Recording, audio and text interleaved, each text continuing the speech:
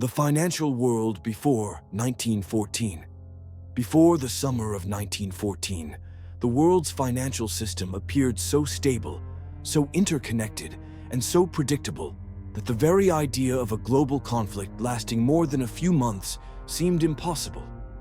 To bankers, economists, merchants, and politicians across Europe, war was considered irrational, not because of morality, but because of math. The global economy of the early 20th century was a marvel of integration. Goods, capital, and credit flowed across borders with a fluidity that felt modern even by today's standards. Steamships crossed oceans in days rather than weeks. Telegraph lines transmitted prices, rates, and orders instantly.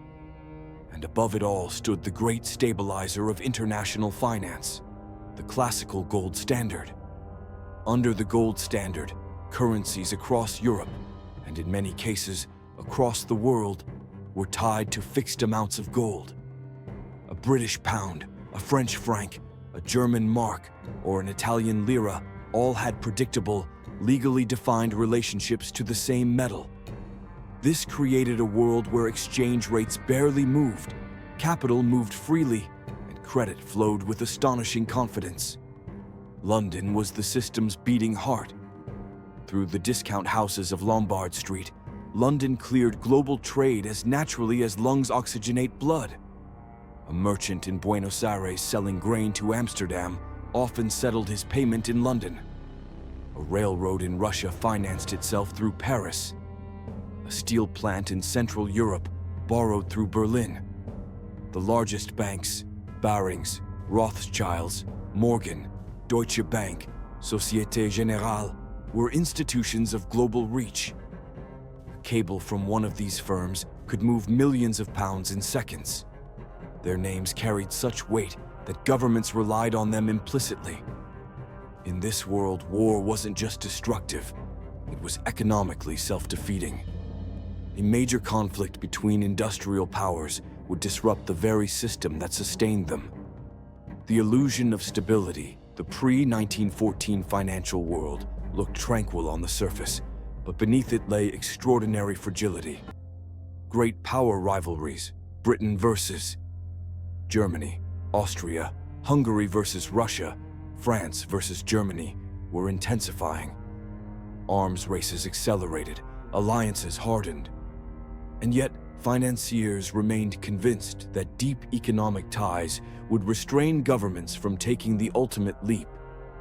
Even Winston Churchill, then First Lord of the Admiralty, warned in 1912, "The war of the future would end in the ruin of the vanquished, and scarcely less in the ruin of the victor." But the warnings went unheeded. Banks were deeply exposed. The financial community had enormous incentives to avoid conflict. German, French, and British banks all held each other's securities. Railroads, mines, and factories across Europe relied on loans originating in rival countries. Paris held billions in Russian bonds. British banks financed global trade for German merchants. American exporters depended on European buyers. A war between these powers would set fire to the balance sheets of the world's largest banks. The myth of the short war. Even the few who anticipated conflict believed it would be short, 6 weeks, perhaps 8. Economists argued that no nation could maintain a modern industrial war for more than a few months without collapsing financially. They were wrong. The financial system of 1914 was not built for world war. It was built for commerce, for stability, for predictable flows of capital, not for trenches, mass armies, and artillery shells consumed by the millions. And yet, when the crisis came, the entire structure cracked within 48 hours. The spark that ignited collapse. On June 28, 1914, the assassination of Archduke Franz Ferdinand in Sarajevo seemed at first like one more Balkan crisis, serious but containable. Investors barely reacted. But as July unfolded and diplomacy faltered, the the financial system began to twitch. Telegraph rooms buzzed, bankers whispered. British discount houses grew uneasy. Then it happened. Austria-Hungary declared war on Serbia. Russia mobilized. Germany issued an ultimatum. France prepared for conflict. And in that instant, the world's financial machine, one that had taken decades to construct, began to seize. It was not shells or bullets that collapsed first. It was credit. Banks stopped trusting each other. Gold fled across borders. Interest rates spiked. Stock exchanges closed. Clearinghouses froze. Merchants couldn't pay for goods on ships still crossing the ocean. On July 31st, the London Stock Exchange, open since the Napoleonic era, shut its doors. Something that could never happen had happened. The world had entered a war it could not afford. And this is where our story truly begins. Because World War I, fought with steel and explosives, was also fought with loans, bonds, deficits, central bank credit, private banking houses, and a new level of financial mobilization the world had never seen before. A war that every economist believed Europe couldn't finance was financed anyway. But only through extraordinary improvisation, unprecedented speculation, massive public borrowing, political manipulation of central banks, and backroom deals between governments and the most powerful bankers of the age. World War I was only possible because the financial system reinvented itself under extreme pressure, and that reinvention changed the world forever. The financial collapse of July-August 1914. When the summer of 1914 began, the financial world was calm, eerily calm. Stock markets across Europe were stable. The price of gold barely moved. Government bonds traded smoothly. Investors were nervous about the Balkan crisis, yes, but nervous in the same way they had been a dozen times in the previous decade. In Paris, cafes were full. In Berlin, banks extended summer credit lines. In London, merchants negotiated harvest shipments from Argentina. In New York, newspapers described the assassination in Sarajevo as regrettable but unlikely to alter global markets. But in the last days of July, the tides shifted with terrifying speed. What followed was not merely a financial crisis. It was the failure of an entire global system, a system that had been built on confidence, liquidity, and the belief that great power war was impossible. And it began with fear that spread like fire along telegraph wires. The first signs, when credit stopped flowing. The first symptom wasn't a battle. It wasn't an ultimatum. It was something quieter. Banks stopped trusting each other. European finance depended on short-term credit, bills of exchange that merchants used to buy and sell goods. These bills were accepted because everyone believed that, in the end, they would be paid. But when Austria-Hungary declared war on Serbia and Russia began mobilizing, the trust evaporated. British banks refused to discount German paper. German banks stopped accepting Russian drafts. French banks called in short-term British loans. Merchants couldn't pay for goods sitting in ports. This is what economists call a sudden stop, a moment when liquidity disappears, not gradually, but instantly. Within 48 hours, the arteries of global trade clogged. The run on gold. The next shock came immediately. Gold withdrawals surged.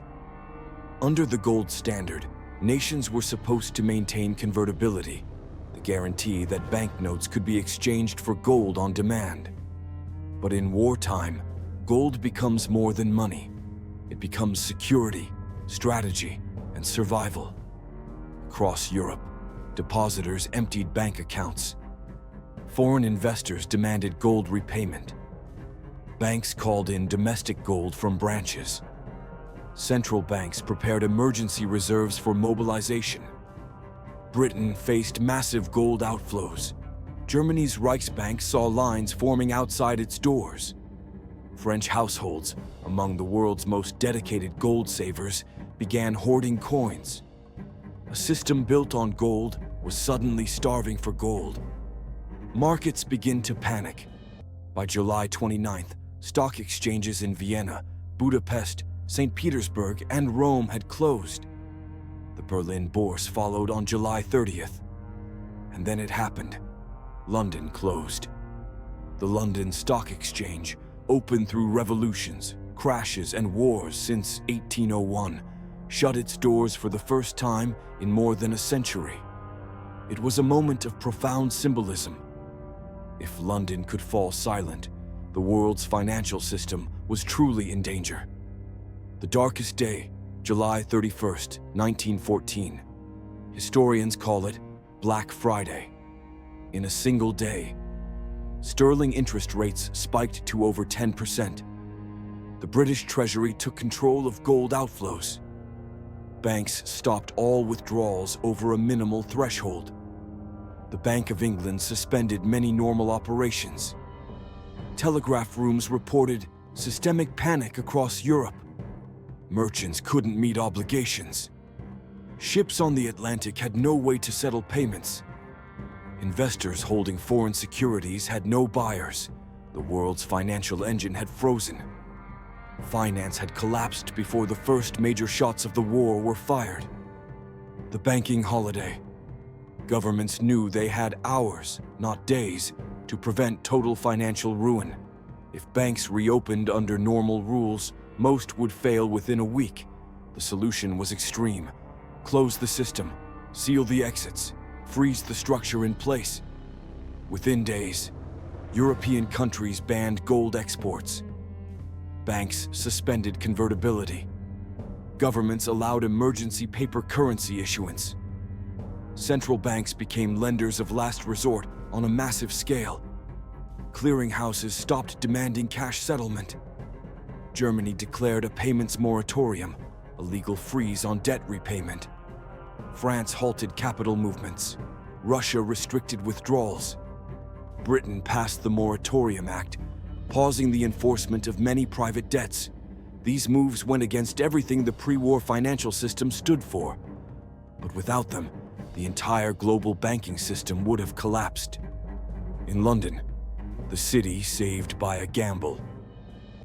London was the hardest hit because it was the backbone of world credit. Tens of thousands of foreign bills, worth billions, passed through London's discount houses every month. When fear hit, everyone demanded gold or cash. But British banks didn't have the liquidity to meet the demand. They were solvent, but illiquid. If London fell, the entire global economy would have followed. The Chancellor of the Exchequer and the Bank of England took an unprecedented step. The government guaranteed all bills of exchange in the country, every single one. This decision was revolutionary and incredibly risky, but it worked. Within days, confidence stabilized. A meltdown was avoided, barely. Germany's radical response.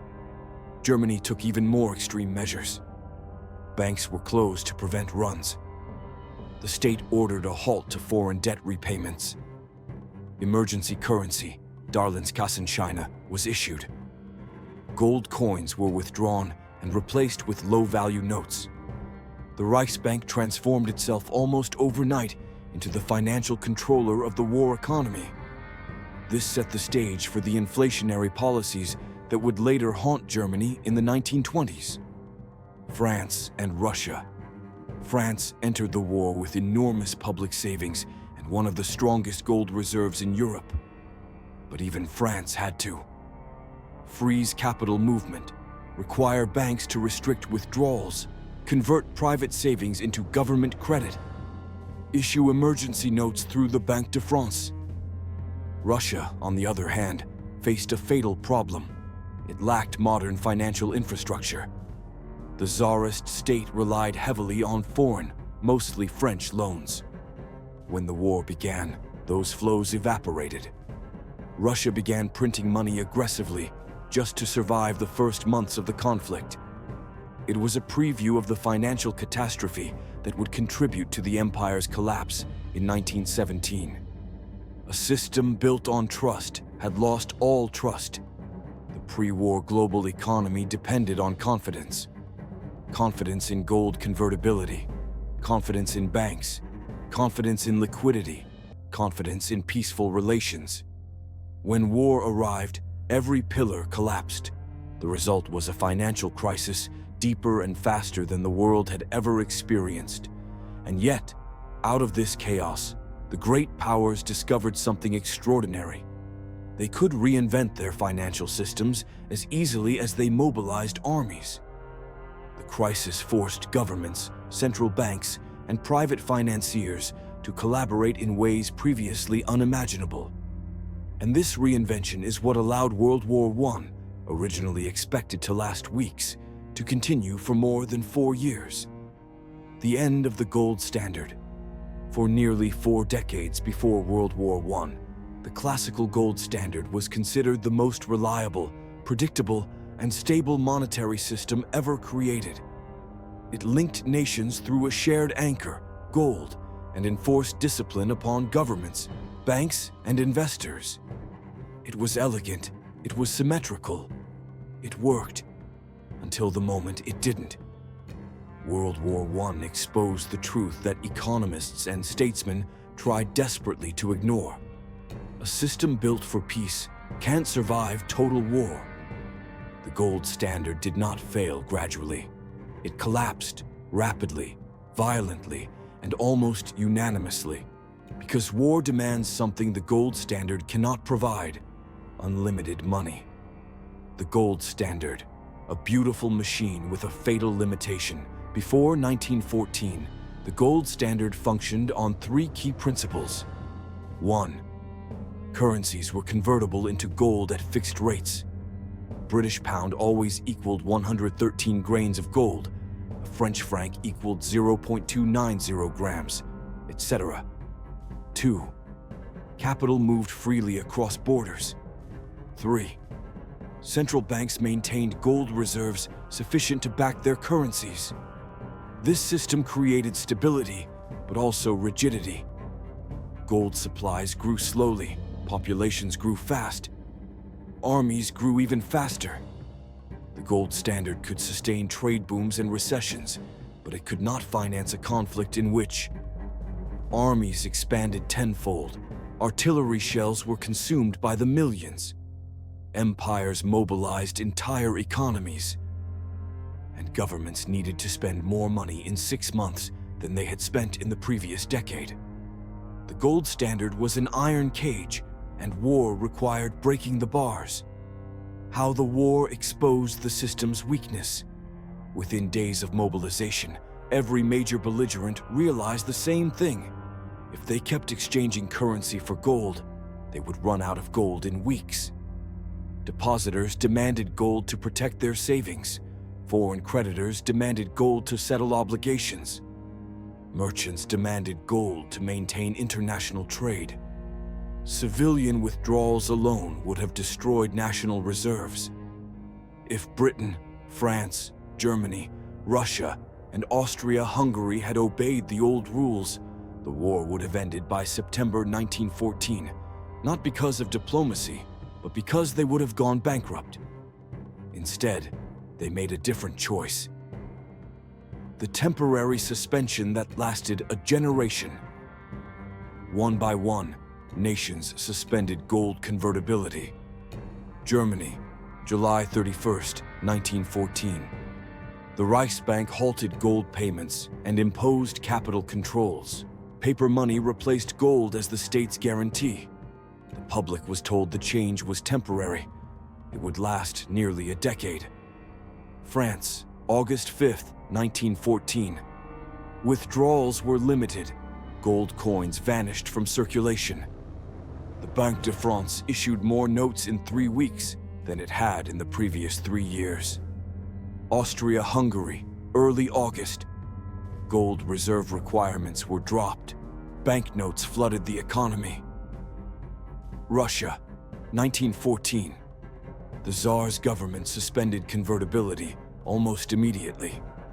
It would not return to a gold-based currency until after a revolution, civil war, and economic collapse.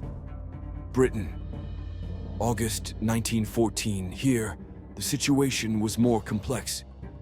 Britain did not officially suspend the gold standard during the entire war, but in practice, convertibility was gone. Gold exports were banned. Gold coins were withdrawn from circulation. The Treasury issued currency notes, the famous Bradburys. The Bank of England rationed gold behind the scenes. Economists later called this a half-gold standard, but it was gold standard in name only. A new monetary reality. Printing money. Once convertibility was gone, governments turned to the only remaining tool: issue money. Lots of it.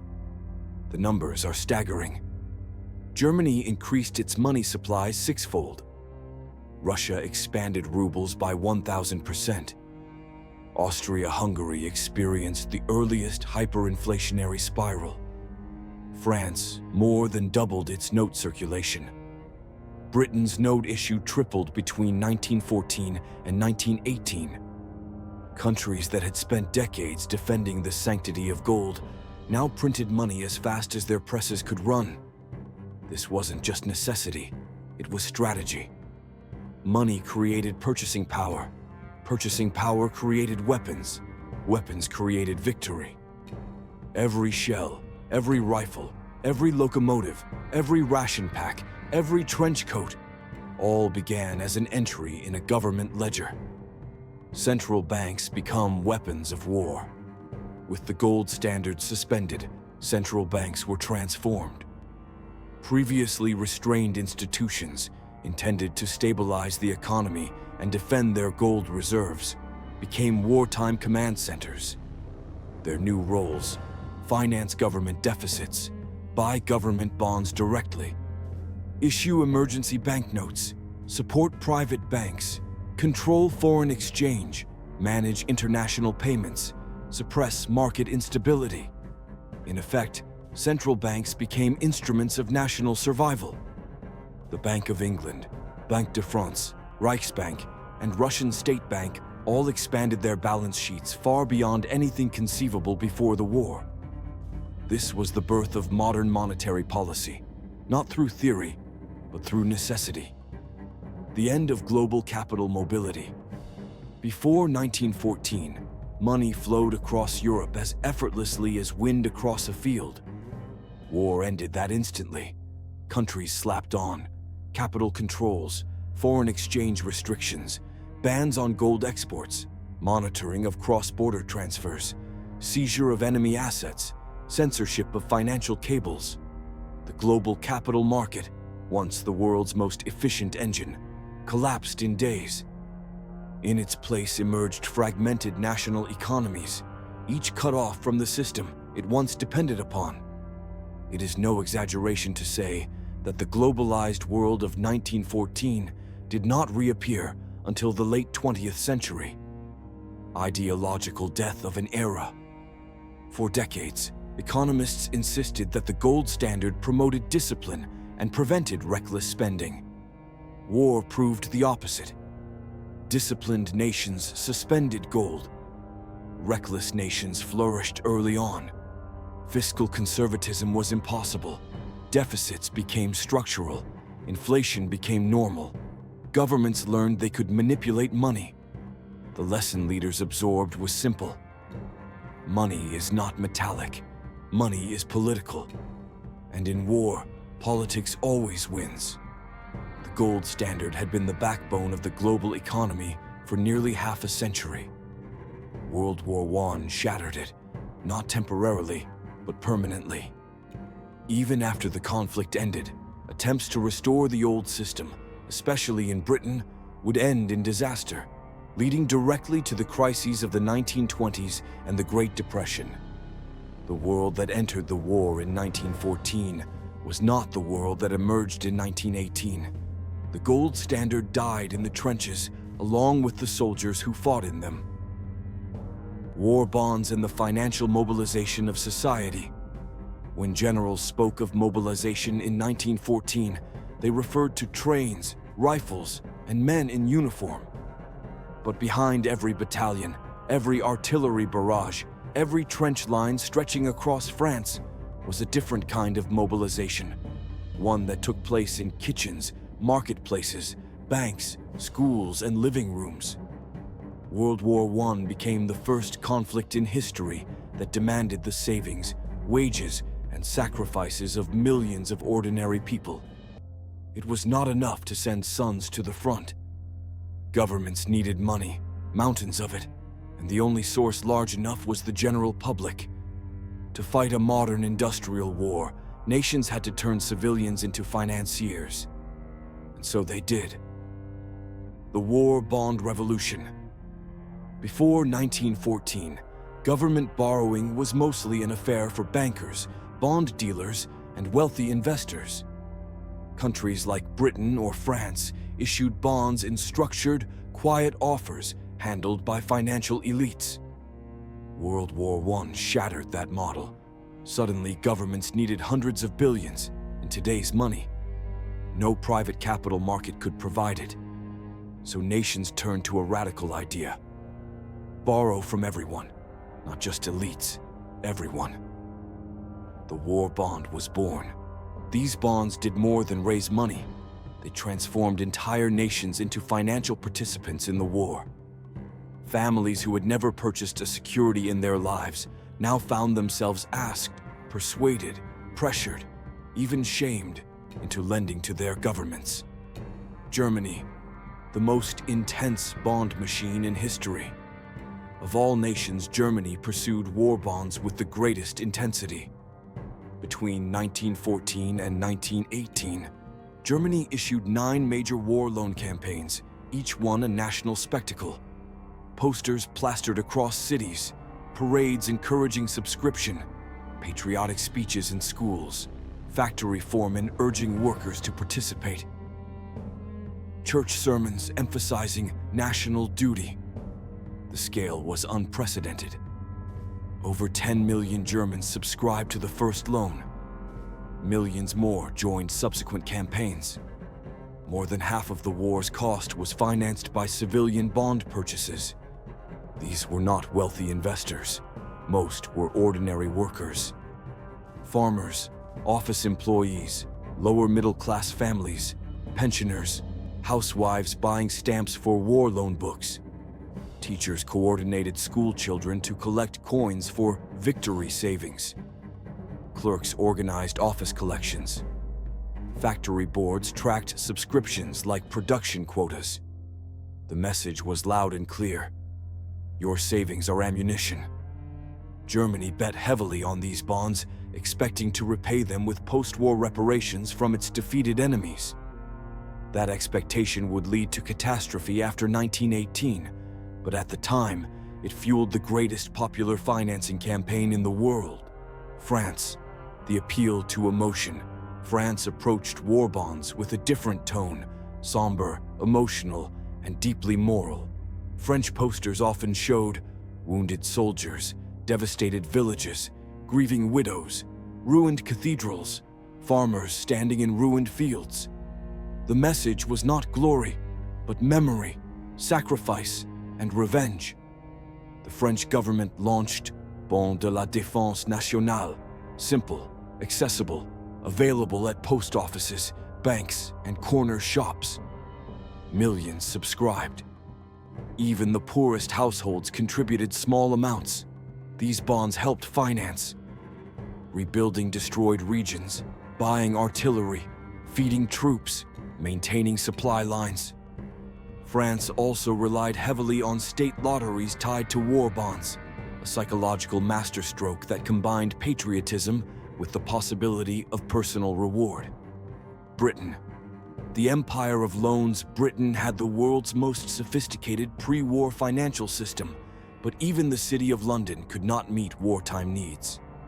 The government launched the 1914 War Loan, the massive 1917 5% war loan, national savings certificates, war savings stamps sold in shops and post offices. huge advertising campaigns using celebrities and the royal family. One of the British government's most powerful slogans was, "If you cannot fight, you can still help." Millions took this to heart. Children saved pennies in war savings associations. Women's groups organized patriotic subscription drives. Workers contributed from weekly wages. By war's end, Britain had borrowed more than £6 billion, over $500 billion today, from its own citizens. Bond drives became emblematic of the home front. Posters, songs, music halls, and newspapers all pushed the same message. Your money will defeat the Kaiser. Russia, a system strained to breaking point. Russia also issued war bonds, but its financial system lacked depth. Literacy was lower, banks were less developed. Rural regions had limited access to financial institutions. The state relied heavily on foreign loans, mostly French. When foreign credit dried up, Russia increased its domestic bond campaigns, but the response was inadequate. Many peasants did not understand the concept of a bond, and urban savers were already strained by inflation. As the war dragged on, Russia increasingly financed itself by printing money rather than borrowing it. This contributed directly to the inflation, shortages, and chaos that would trigger revolution.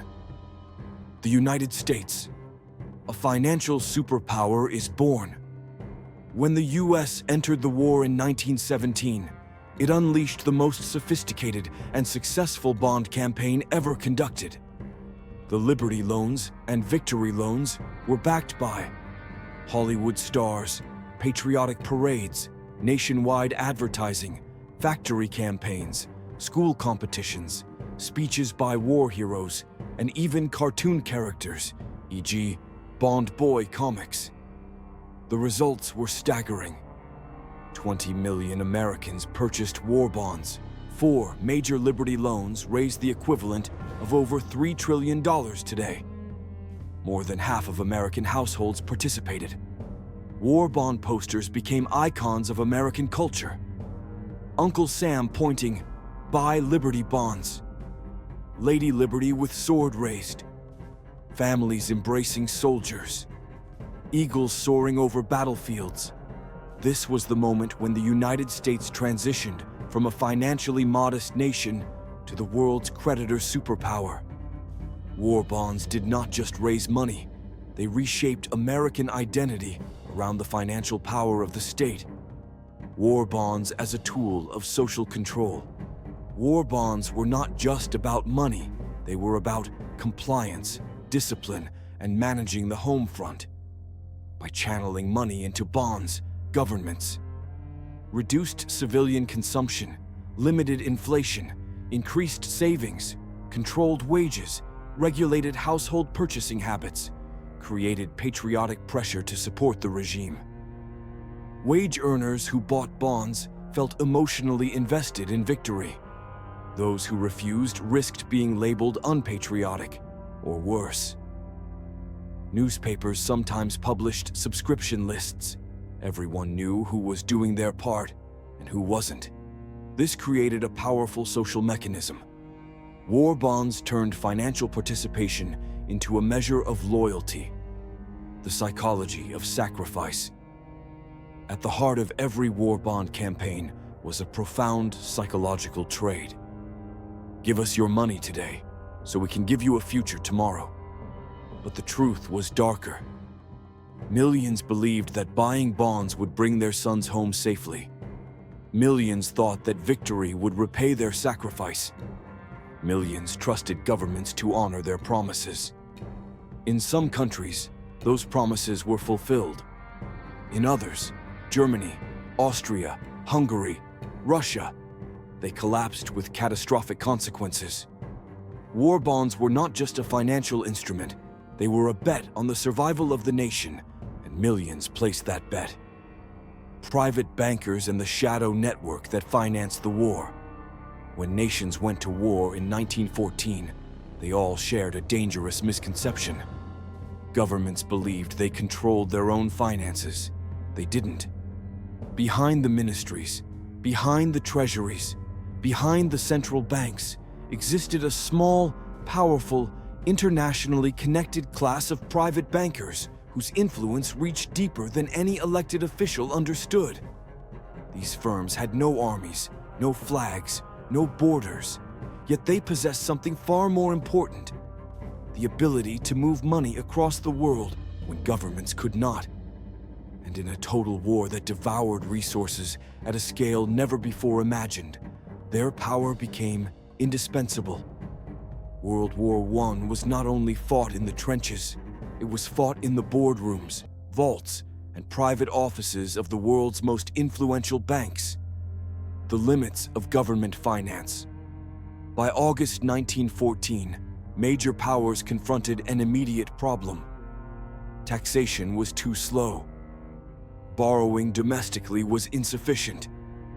Gold convertibility was collapsing. Central banks were overwhelmed. International markets were frozen. Governments could not pay for the food, steel, chemicals, munitions, coal, and shipping they needed.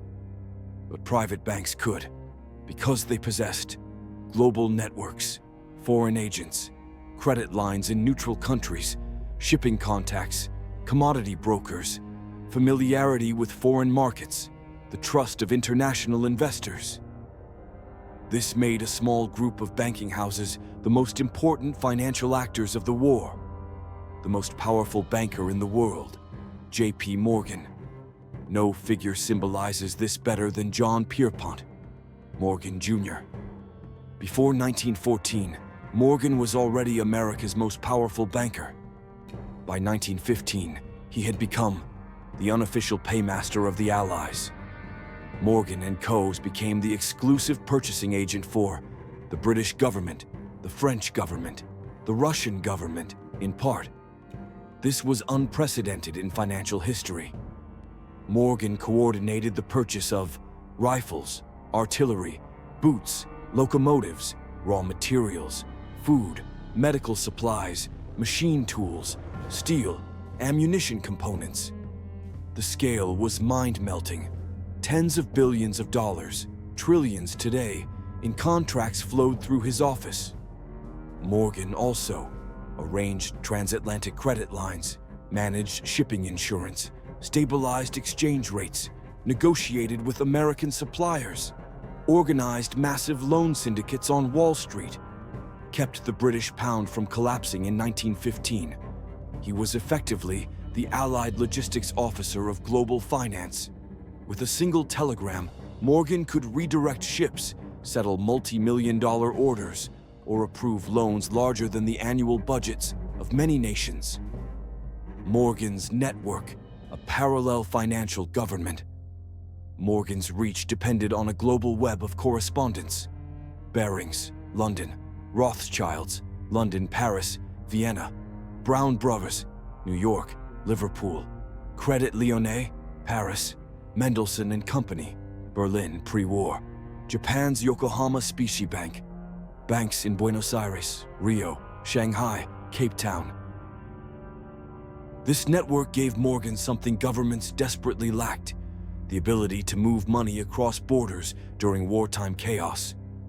When official diplomatic channels failed, Morgan's private cable connections kept Allied supply lines running. When European bond markets collapsed, Morgan convinced Wall Street to absorb billions in new securities. When Britain's gold reserves ran dangerously low, Morgan organized emergency gold shipments from US vaults to London. It is no exaggeration to say, without J.P. Morgan, the Allies would have run out of food, bullets, and credit by 1916. The European giants, Rothschilds, Barings, and Deutsche Bank. The Morgan Empire dominated the Allied side, but Europe had its own titans. Rothschilds. The Rothschild family maintained one of the most sophisticated cross-border networks in the world. London, Paris, Vienna, Naples, earlier, Frankfurt. They specialized in wartime logistics and government credit. During WWI, branches in London and Paris coordinated. foreign exchange stabilization, gold movements, sovereign bond issues, loans to governments and navies, financing of raw materials like copper, tin, and nitrates. The Rothschilds' political influence, accumulated over generations, allowed them access to every major government in Europe. Barings, another London powerhouse focused on underwriting international settlements, colonial trade finance, securing import contracts for essential goods. They had deep ties to Argentina, India, Australia, and Africa, essential suppliers during wartime shortages. Barings helped secure wool, meat, hides, grains, shipping capacity, all critical for sustaining European armies. Deutsche Bank.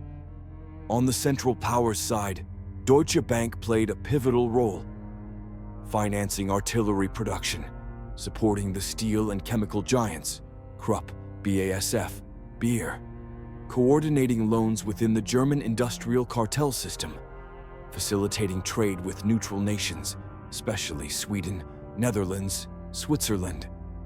Because Germany faced a British naval blockade, Deutsche Bank's ability to maintain secret or indirect trade routes was crucial.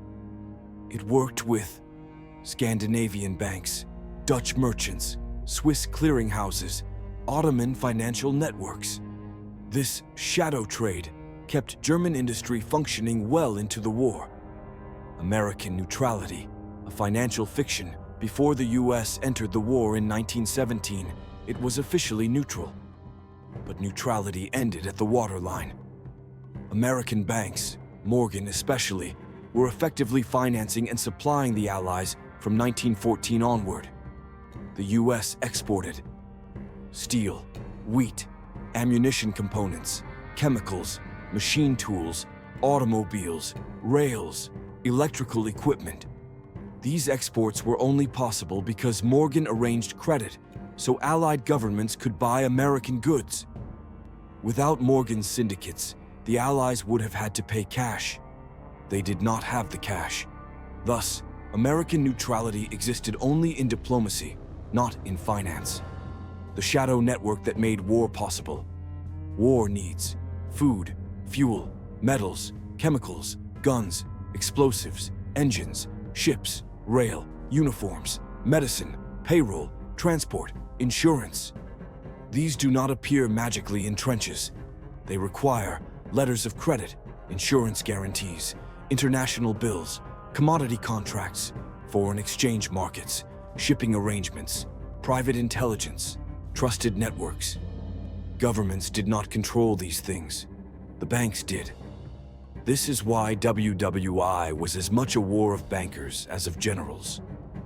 Private bankers kept currencies afloat, kept governments solvent, kept factories supplied, kept shipping insured, kept foreign suppliers paid, kept credit flowing across frozen borders, prevented financial collapse long enough for the war to continue.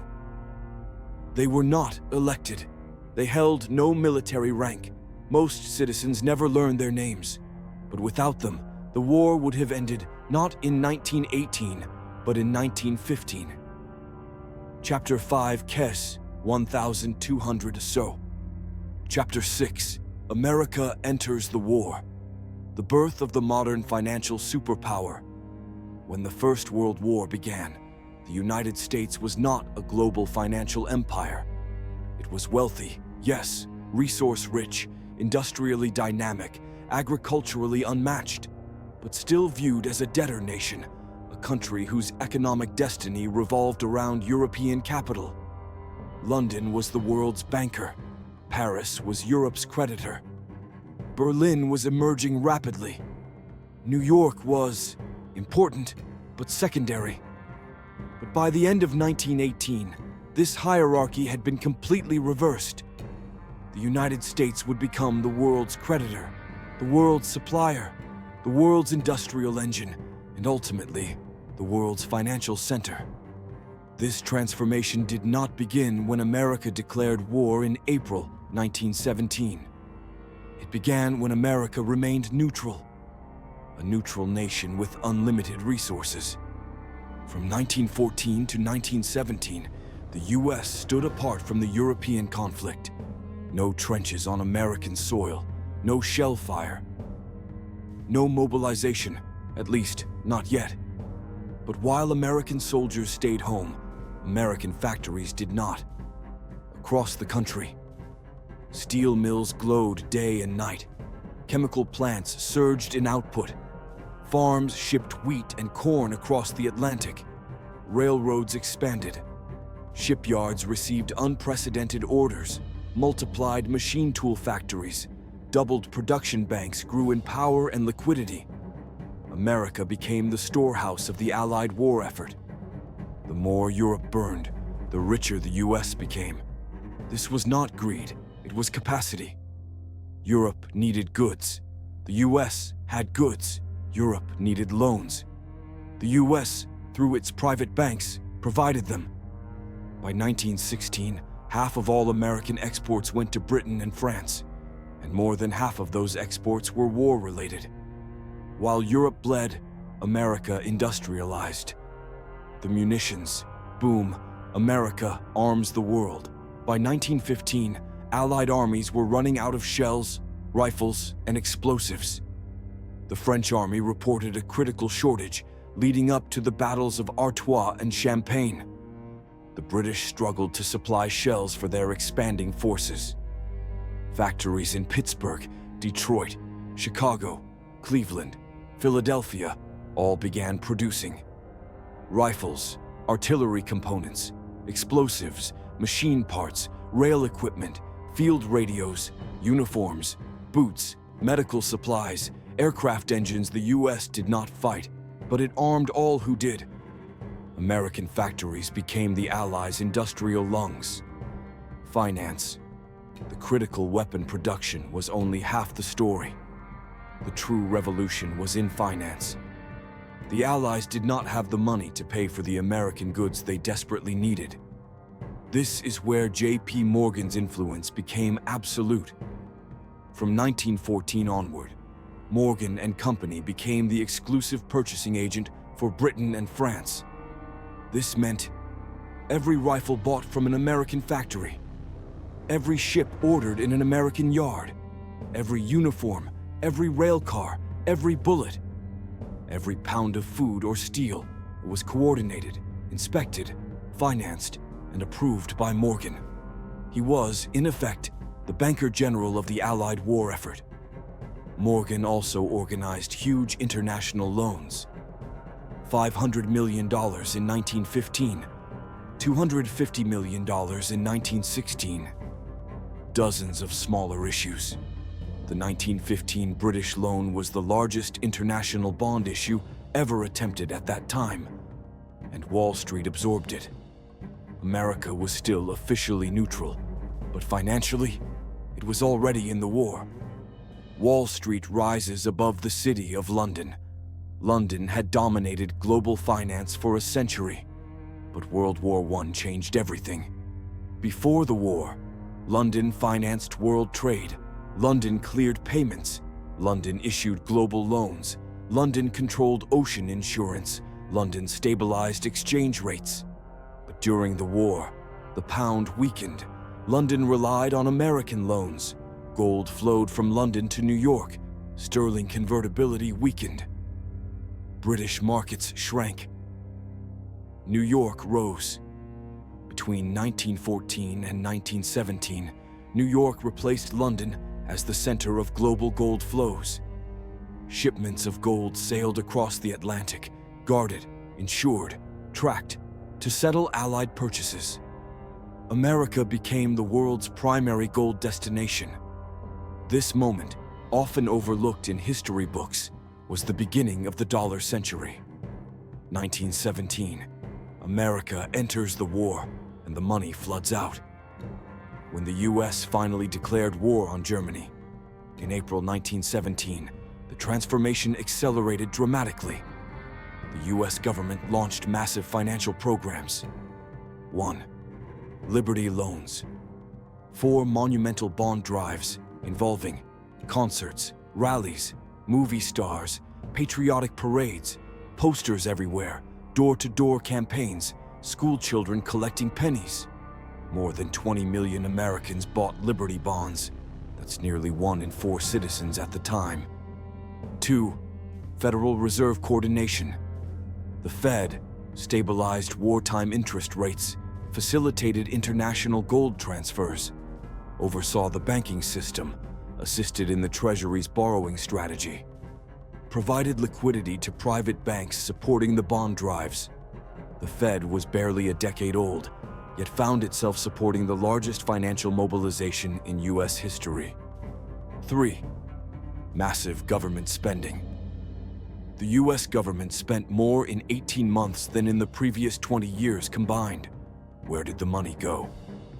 Shipbuilding, railroads, munitions, aircraft plants, steel mills, chemical plants, merchant fleets, new factories built from scratch. The American industrial engine went from powerful to unstoppable.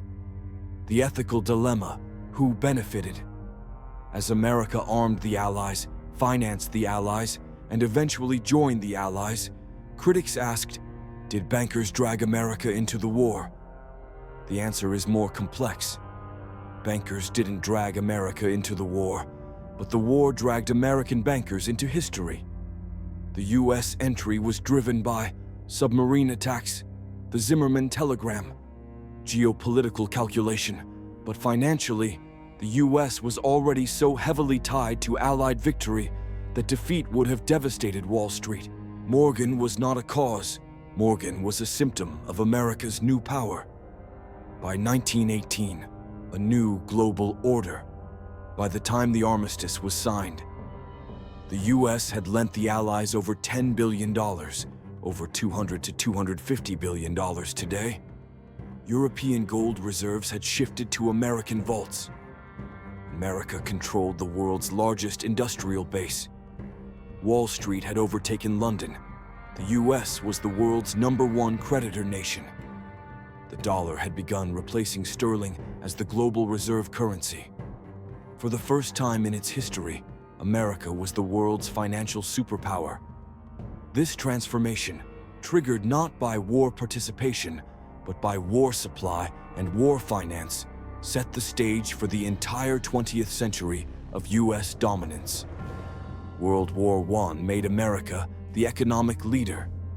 World War II would make it the geopolitical leader. But the foundation was built here, in factories, in banks, in bond drives, and in the gold-laden holds of ships crossing the Atlantic. Chapter 7. Economic warfare. Fighting the financial war behind the front lines. War is usually imagined as soldiers, trenches, artillery, and advancing lines on a battlefield map. But World War I was different. It was the first conflict in history in which nations attacked each other's economies with the same intensity as they attacked trenches and cities. It was a war fought with blockades, blacklists, credit freezes, commodity controls, shipping insurance, foreign exchange manipulation, and diplomatic pressure on neutral countries. If the 19th century had been the age of global trade, then the years 1914 to 1918 became the age of global economic strangulation. The battlefield expanded from the fields of Flanders to the banks of Stockholm, Buenos Aires, New York, and Rotterdam. The British blockade, the most powerful weapon of the war. When war began, Britain possessed the greatest navy in the world, but its most devastating weapon wasn't a battleship. It was the ability to control ocean trade. The British blockade of Germany and Austria-Hungary is one of the most significant and controversial economic actions in modern history. How the blockade worked. 1. Control of sea lanes. The Royal Navy inspected ships around the British Isles and the Mediterranean. 2. Contraband lists. At first, weapons, explosives. Later, metals, rubber, chemicals. Eventually, food. 3. Pressure on neutral countries. Britain told nations like the Netherlands, Sweden, Denmark, Norway, if you trade too much with Germany, Your own ships will lose access to British ports. This was not military diplomacy. This was economic coercion on a global scale. The result, Germany lost access to nitrates, rubber, oil, tin, copper, cotton, fertilizers, food imports, chemicals essential for explosives. The blockade slowly suffocated German industry and German civilians. By 1917, food shortages in Germany were catastrophic. The turnip winter became a symbol of civilian suffering. The blockade caused more German civilian deaths than many military campaigns. Economic warfare was no metaphor. It was lethal. German submarine warfare, the counter-blockade. Germany could not match British naval power, so it turned to the one weapon it controlled, the U-boat. Submarine warfare became the German answer to the British blockade. But unlike Britain, which targeted trade legalistically, Germany targeted trade physically. Ships headed to Britain were torpedoed. At first, Germany restricted attacks to avoid provoking neutral nations. But by 1917, desperation overcame caution. Germany declared unrestricted submarine warfare. Any ship, neutral or not, headed for Britain was a target. This strategy nearly defeated the British economy, nearly starved the island, and directly contributed to the US entering the war after the sinking of the Lusitania. The seas became a battlefield of economics and survival. Blacklists, insurance, and the invisible war of commerce. Britain and Germany fought on the seas. But behind closed doors, in the world's financial centers, a different war raged, a war of lists, letters, signatures, and financial pressure. The British Statutory Blacklist. Britain created a list of companies considered hostile or suspicious. Any neutral firm doing business with Germany risked losing access to British credit, having ships impounded, losing insurance, being banned from British ports. The advisory blacklist, even more secretive. This list wasn't published. It was circulated privately among banks, insurance firms, and shipping brokers. If your company's name was whispered on this list, your business died quietly. Lloyd's of London, the economic enforcing arm insurance, was the lifeblood of global shipping. No ship sailed without it. Britain controlled the world's shipping insurance industry. This gave it the power to deny insurance to any ship suspected of aiding the enemy. A ship without insurance is a ship that does not sail. Thus, without firing a shot, Britain could shut down entire trade routes. The pressure on neutral countries. Neutral nations attempted to maintain trade with both sides, but that became impossible. The Netherlands, a crucial transit point for goods into Germany. Britain demanded, limit your exports to Germany or face total economic retaliation. The Dutch gave in. Sweden, rich in iron ore, essential for German steel production. Britain pressured Sweden through coal shipments. Sweden needed British coal to survive the winter. Britain warned, reduce your iron exports or freeze. Sweden complied. Denmark and Norway caught between Germany's demands and Britain's blockade. Both nations were forced into compliance. Neutrality was an illusion. Trade decisions were dictated by fear. Foreign exchange as a weapon. Money itself became a battlefield. Governments blocked. Foreign currency transactions, international transfers, bank drafts, remittances, foreign-held assets. Britain froze German-owned assets in London. Germany seized Allied assets at home. France and Britain cut off German access to foreign exchange markets. But there was one country the warring nations could not touch: the United States, the world's last functioning financial system. Banks in New York became the only safe channels for international credit, gold shipments, payment clearing, war loans. While Europe strangled itself, America prospered. This dynamic set the stage for U.S. global financial dominance. Economic warfare was not accessory. It was decisive. Historians often describe World War I as a war of attrition, a contest of endurance, manufacturing, and manpower. But behind every shell fired was a chain of merchant ships, neutral ports, insurance deals, commodity exchanges, banks, private correspondence, diplomatic bargaining, secret financial operations. Economic warfare determined who received food, who built more artillery, who secured oil, who could import metal, who could raise loans, who could purchase chemicals, who stayed solvent, who collapsed. Germany fought brilliantly on land. Austro-Hungarian soldiers fought bravely despite shortages. But economics does not care about bravery. Germany could not outproduce the Allied world. Germany could not outfinance British networks. Germany could not break the blockade. Economic warfare starved the Central Powers long before the battlefield broke them. Chapter 8: Inflation, Shortages, and the Financial Collapse of Empires. When the generals of Europe marched their armies into war in 1914, they did not foresee the true weapon that would eventually bring their empires to the brink of collapse. It wasn't artillery, it wasn't poison gas, it wasn't tanks, it was inflation, and the shortages, hunger, desperation, and political upheaval that inflation unleashed. World War I was not only a military conflict, it was a slow-motion financial implosion that consumed entire societies from within. By 1918, three of Europe's great empires, Germany, Austria-Hungary, and Russia, had seen their economies collapse so dramatically, so violently, that their political systems simply disintegrated.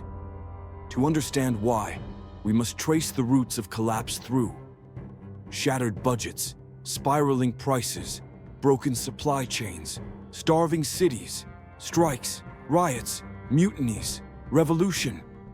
Finance did not merely follow the war. Finance destroyed the states that could no longer sustain it. The financial death spiral begins the moment countries suspended the gold standard. A dangerous chain reaction began. Governments printed money to survive. Prices rose.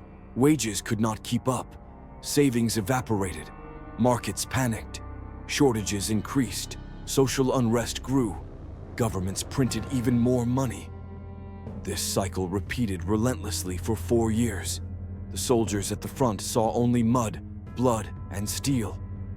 But at home, families experienced something equally terrifying: the economy decaying in real time. Germany, the pressure cooker. Germany entered the war with a strong industrial base, but its economic position was fragile.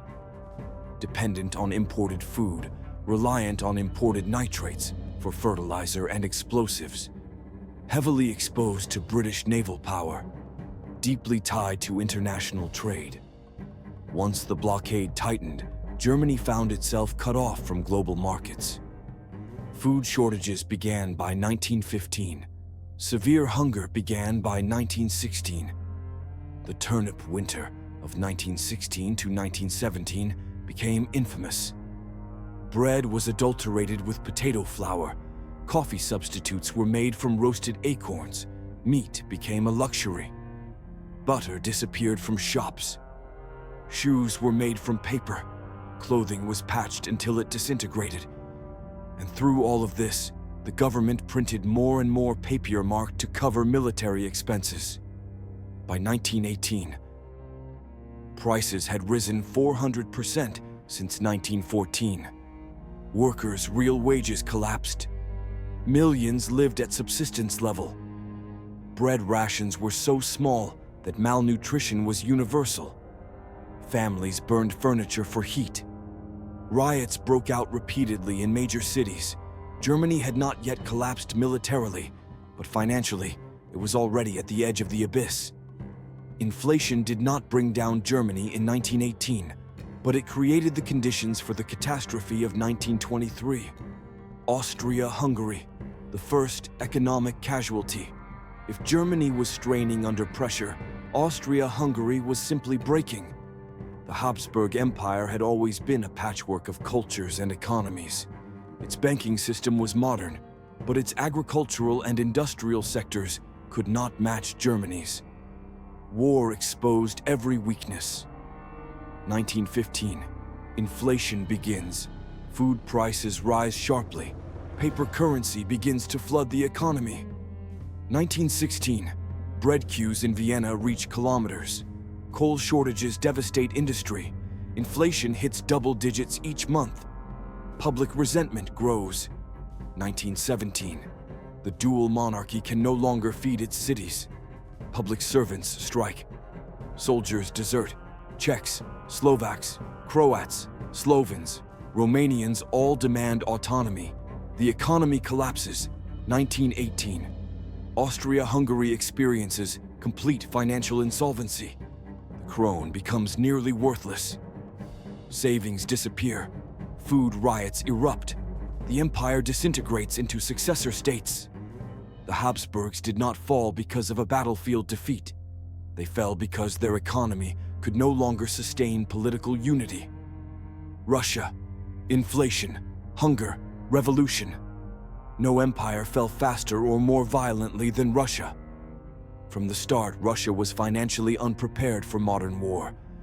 Little industry, vast distances, few railroads, chronically weak government finance, dependence on foreign loans, a fragile banking system, low literacy among the population, chaotic taxation.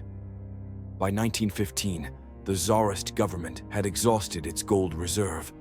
By 1916, it had exhausted its foreign credit.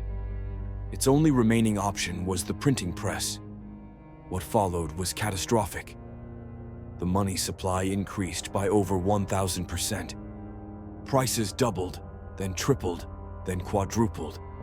Wages lagged hopelessly. Peasants hoarded grain rather than sell at fixed prices. Cities starved. Railways broke down. Factories halted. Soldiers deserted to find food. Bread riots exploded in Petrograd. In February 1917, women protesting bread shortages sparked a revolution that toppled the Romanov dynasty. In October, the provisional government collapsed under continued inflation, shortages, and military mutiny, paving the way for the Bolsheviks. Russia was the first empire destroyed directly by wartime economic collapse. Shortages. The real enemy, inflation, was deadly, but shortages were fatal.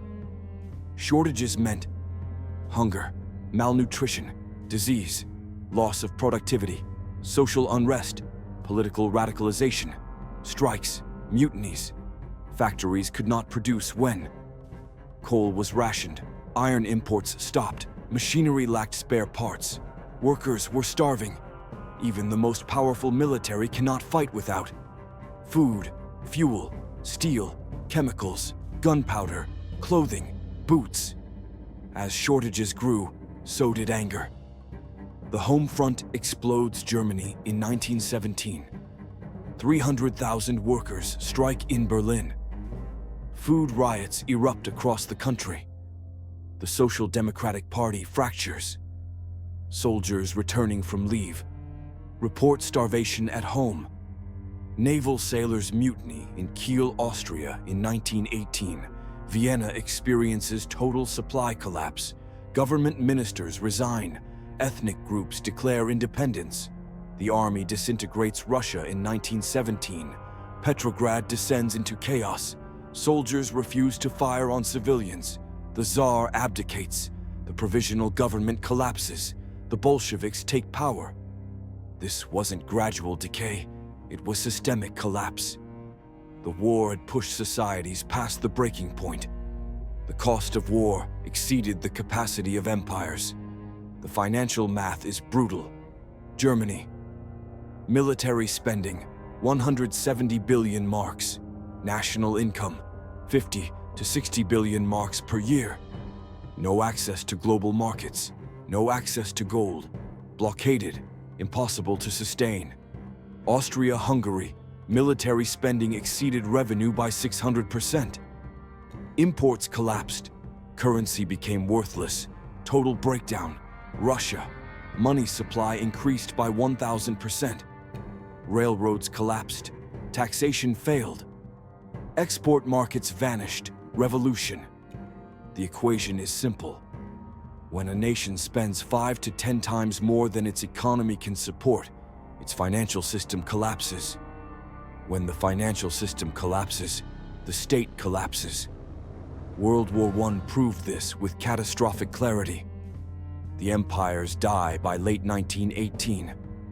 The German Empire collapses into revolution. The Austro-Hungarian Empire dissolves into fragments.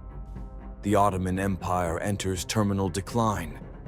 The Russian Empire has already fallen. 4 great empires that ruled nearly half the world in 1914 were gone, not primarily because of battlefield defeat, but because their economies could no longer sustain the war.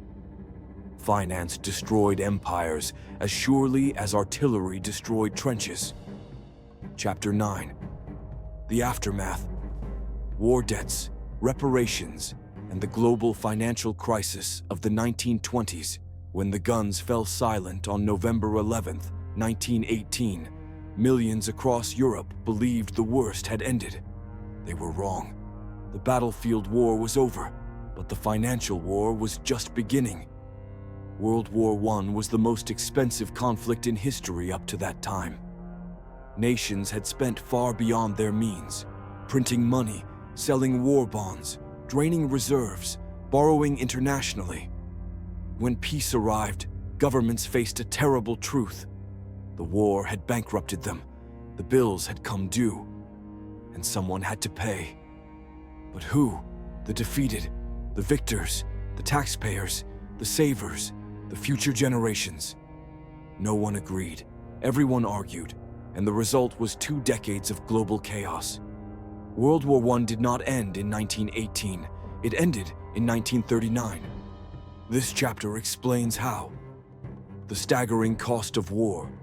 The numbers are brutal. Britain spent £6.6 billion. France spent 134 billion francs. Germany spent 150 billion marks. Russia's finances collapsed beyond calculation. Austria, Hungary's currency became nearly worthless. The United States lent over $10 billion overseas. Converted into today's money, the war cost over $5 trillion. No country could simply return to normal. Budgets were shattered. Currencies were unstable. Savings had evaporated. Debt levels were unprecedented. And this is the moment when the world's leaders made a terrible mistake. They tried to return to the pre-war financial system, even though that system no longer existed. Reparations. The explosive issue. The Treaty of Versailles imposed massive reparations on Germany. The number itself, 132 billion gold marks, was less important than its nature. It had to be paid in gold, or in goods, or in hard currency, not depreciating paper marks. This meant Germany had to earn foreign exchange. But Germany's economy was shattered. Its export markets damaged, its gold reserves depleted. Paying reparations required. Borrowing from abroad, running trade surpluses, submitting to Allied economic controls. This was politically impossible. German politicians called the reparations tribute, economic enslavement, the death sentence of the German people. Economists warned that the demands would destroy Germany's economy. They were right, but the Allies insisted Germany must pay. Reparations became the fuse that ignited Europe's post-war financial crisis. Britain, the poisoned victory. Britain won the war, but lost its financial supremacy. Before 1914, London had been the world's banker. After the war, the pound was weakened, gold reserves were diminished. Britain owed £850 million to the United States. Its export industries had shrunk. Unemployment soared, tax burdens skyrocketed. Yet British leaders insisted on returning to the gold standard at the pre-war exchange rate. This overvalued the pound by 10 to 20%, made British exports uncompetitive, and crippled British industry. It was an ideological decision, not an economic one. Winston Churchill, Chancellor of the Exchequer in 1925, later said, "We have crucified industry on a cross of gold." Britain's interwar stagnation was not fate, it was policy failure. France, rebuilding a ruined land. France suffered more physical destruction than any other major power. 1.5 million French soldiers died. Northern France, the industrial heart, was devastated. Mines, factories, railroads, villages, ruined. France desperately needed German reparations to rebuild. But when reparations faltered, France took drastic action. In 1923, France invaded the Ruhr. French and Belgian troops occupied Germany's industrial region to seize coal and steel by force. Germany responded with passive resistance. Factory strikes, refusal to cooperate, sabotage, printing money to pay striking workers. This triggered one of the most catastrophic events in financial history, the German hyperinflation of 1923. To pay striking workers and cover expenses, Germany printed money at an absolutely uncontrollable rate. By late 1923, a loaf of bread cost 200 billion marks. Savings worth a lifetime evaporated. Salaries had to be paid twice a day. Children played with worthless banknotes. Workers used wheelbarrows to carry cash. People burned money for fuel. Businesses collapsed overnight. This was not inflation. This was total currency annihilation. Hyperinflation destroyed German society. The middle class was wiped out. Trust in institutions collapsed. Political extremists gained support. Radical parties blamed traitors and foreign enemies. Democratic stability evaporated. The psychological trauma of 1923 shaped a generation and paved the way for political extremism in the 1930s. The United States, the world's reluctant creditor. After the war, Europe owed enormous debts to America. Britain, France, Italy, Belgium, all borrowed heavily from Washington. The US insisted these debts be repaid, but the Allies said, "We can only repay America if Germany repays us." This created a tragic triangle. Germany paid reparations to France and Britain, who paid war debts to the United States. But Germany could only pay reparations by borrowing from the United States. It was a circular flow of money with no foundation. This system worked only as long as American banks kept lending. When Wall Street stopped lending in 1928 to 1929, the entire mechanism collapsed. The 1920s financial architecture, a house of cards. Two international plans tried to stabilize the situation. One, the Dawes Plan, 1924. U.S. loans to Germany, reorganized reparations, foreign supervision of German central bank, short-term stability. Two, the Young Plan, 1929. Reduced reparations, structured long-term payments, political backlash in Germany, massive Wall Street loans. These plans did not solve the underlying problem. Europe owed more money than it could ever repay. The system depended on continuous U.S. lending. Savings, trust, and industry were still fragile. Political resentment simmered everywhere. When the flow of American money stopped, Europe entered financial freefall. The Wall Street crash of 1929. The collapse begins when Wall Street crashed. German loans dried up, reparations halted, European debts to the US became unpayable, currencies collapsed, banks failed, unemployment exploded, extremist parties gained traction, democracies destabilized. This was not a regional crisis. This was the collapse of the entire financial structure built after WWI. By 1931, Austria's credit-installed bank failed. Germany imposed capital controls. Britain abandoned the gold standard. International trade collapsed. Tariffs skyrocketed. Unemployment soared. Political extremism rose across Europe. The world economy fragmented into hostile blocs. It was economic fragmentation that led directly to geopolitical fragmentation. The long shadow of war finance. The war destroyed empires, but the peace destroyed stability. Reparations poisoned diplomacy. Debt poisoned alliances. Inflation poisoned trust. Deflation poisoned economies. Financial collapse poisoned politics. Everything that happened in the 1930s, from mass unemployment to authoritarian rises, was rooted in the unresolved financial consequences of World War I. The seeds of the next catastrophe were planted in the ashes of the first. As the economist John Maynard Keynes wrote in 1920, "The war has impoverished Europe, but the peace has been designed to impoverish her further." And he was right.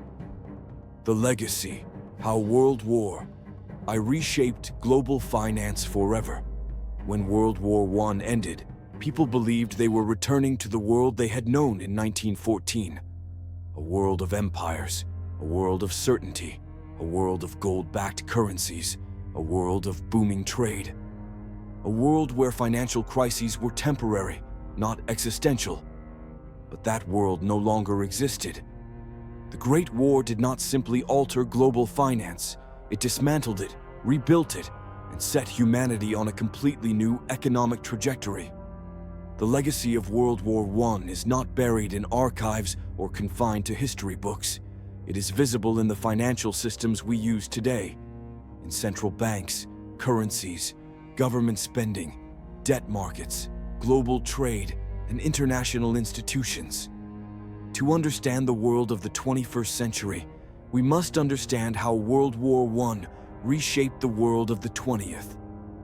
1. The age of empires ended. The age of nation-states began.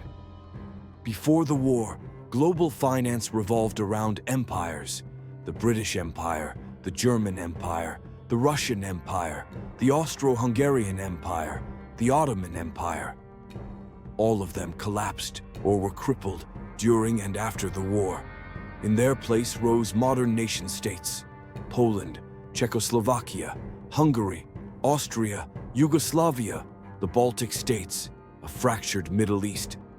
New borders created new currencies, new central banks, new budgets, and new financial systems. But these newborn states were fragile, economically and politically, and many would struggle for decades to develop stable institutions. The world map became more complicated, and so did the financial world that supported it. 2. The gold standard died, and money changed forever. Before 1914, money meant gold. After 1918, money meant government decree. World War I destroyed the gold standard in several irreversible ways. Governments learned they could print money to finance total war. Converting currency to gold became impossible during crises. Exchange rates became political tools. Central banks became wartime instruments. Inflation became normal life. Monetary policy became a powerful tool of the state. Attempts to revive the gold standard in the 1920s failed disastrously. By the 1930s, every major economy abandoned it. This was the birth of fiat money, currency backed not by metal, but by central bank credibility, taxation capacity, government decree, public trust. Today's entire global financial system, from interest rates to inflation targeting, would not exist without the monetary revolution forced by the war. 3. The modern central bank was born before the war. Central banks were conservative. Their role was to defend gold reserves. They avoided direct government financing. They had limited influence on domestic economies. After the war, Central banks. The chaos of 1914 to 1923 forced central banks to evolve from guardians of gold into architects of national economies. World War I created the modern Federal Reserve, the modern Bank of England, the modern Banque de France, the modern Reichsbank, and later, the Bundesbank. The central bank became the most important economic institution of the 20th century, and that transformation began in the trenches of World War I. 4. The United States became the world's financial leader before the war. The US was an industrial powerhouse, but a financial adolescent. After the war, the US became the world's creditor, the world's supplier, the world's banker, the world's gold holder, the world's bond market, the world's financial center. New York replaced London as the hub of global finance. American banks dominated international lending. American factories dominated global industry. The dollar slowly, then decisively, replaced the pound as the world's reserve currency. This transition reshaped global trade, foreign investment, military alliances, political power, the structure of the world economy. By the end of World War II, US dominance would be absolute, but the foundation was built in World War I. 5. Government debt became permanent before World War I. Countries often paid down their debts in peacetime. Balancing budgets was a political virtue. After WWI, debt levels became permanent. Deficits became normal. Governments borrowed continuously. Bonds became essential to national finance. Financial markets grew dramatically. Public expectations changed. People accepted. The government will always owe money. This mindset fueled the growth of modern bond markets, sovereign lending, pension systems, insurance industries, central bank balance sheets. The world quietly entered the age of perpetual public debt. 6. Economic collapse fueled extremism. The German hyperinflation of 1923, the debt crises of the 1920s, the unemployment of the 1930s. These were not isolated events. They were direct consequences of World War I financing. The destruction of middle-class savings in Germany created a permanent scar. The resentment toward reparations and foreign creditors radicalized politics. The collapse of Weimar finances discredited democracy. Economic trauma is political trauma. The financial aftermath of WWI did not merely weaken Germany, it destabilized the world. 7. A fragmented global economy emerged. The pre-1914 global economy had been unified, efficient, and deeply interconnected. After the war, protectionism surged, tariffs increased, trade collapsed, currencies destabilized, capital controls became common, nations formed hostile economic blocs, financial cooperation disappeared. This fragmentation helped cause the Great Depression, the rise of authoritarian regimes, the collapse of democracies, the weakening of global trade, the breakdown of international diplomacy. The world moved from cooperation to competition, from stability to chaos. 8. The stage was set for World War II. This is the harshest truth of all. World War I did not create peace. It created the conditions for the next war. Every unresolved financial issue, debt, reparations, inflation, deflation, unemployment, currency collapse, contributed to the rise of political extremism in Germany, Italy, Japan, and elsewhere. The architects of the post-war settlement did not understand the force of economics.